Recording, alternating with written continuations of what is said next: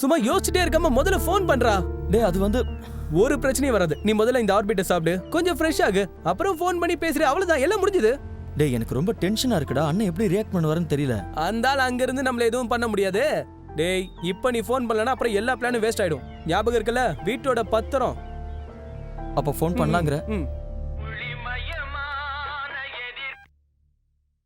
Hello hello அண்ணா, சூர்யா பேசுறேன். தம்பி எப்படி இருக்கே? என்ன சமாச்சாரம்? அது அண்ணா அது வந்து பயப்படாம பேசுறா. என்ன விஷயம் சொல்லு. உங்ககிட்ட நீத்துன்னு ஒரு பொண்ணை பத்தி நான் சொல்லியிருந்தேன்ல. அவளோட அப்பா வேற ஒரு பையனை அவ கல்யாணம் பண்ணிக்கணும்னு கட்டாயப்படுத்தினதுனால வேற வழி இல்லாம நான் அவளை கல்யாணம் பண்ணிக்க வேண்டியதாயிடுச்சு. கல்யாணமா? என்ன விளையாடுறியா? அண்ணா இல்லண்ணா, ப்ளீஸ் தயவு செஞ்சு என்ன மன்னிச்சிருங்கண்ணா. ஏன் தம்பி, என்கிட்ட ஒரு வார்த்தை சொல்லியிருக்கலாங்க. நானே நேரில் வந்து கல்யாணத்தை முடிச்சு வச்சுருப்பேன். சரி சரி, அந்த பொண்ணு எப்படி இருக்காங்க? நல்லா இருக்காண்ணா.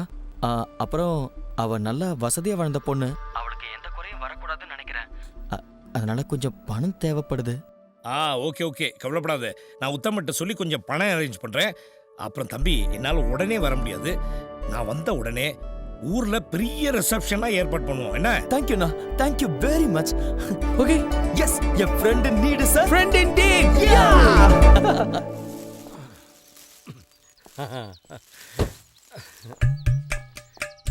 Wish you happy marriage life. Sorry. Thank you thank you. உள்ள வாங்க. ஆமா, இன்னைக்கு கோர்ட் இல்லையா? இருக்கு. நான் தான் அப்புறம் போய்க்கலாம்னு விட்டேன்.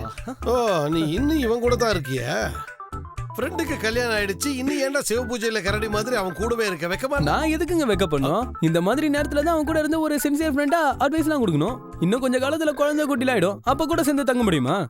இந்த கதையெல்லாம் வச்சுக்காத. நீ இப்பவே இடத்த காலி பண்ணு. இல்ல, எனக்கு ஒரு துணையா இருக்கட்டுமேன்னு. அட, துணையா இருக்கிறதுக்கு தானப்பா ஒரு பொண்ணை கல்யாணம் பண்ணி கூட்டிட்டு வந்திருக்கேன். டேய் நீ போ.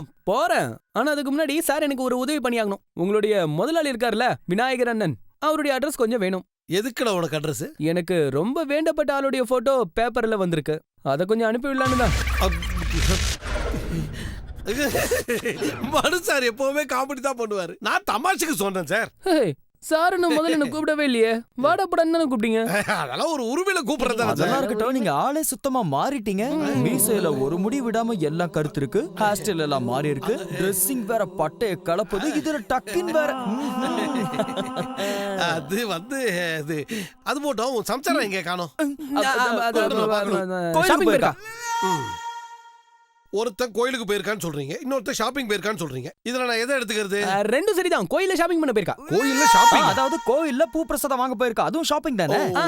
நீங்க உட்காருங்க சார், நான் போய் குடிக்க ஏதாவது எடுத்துட்டு வரேன். இவன் பயங்கரமான ஆளுதான். அது தெரியும்.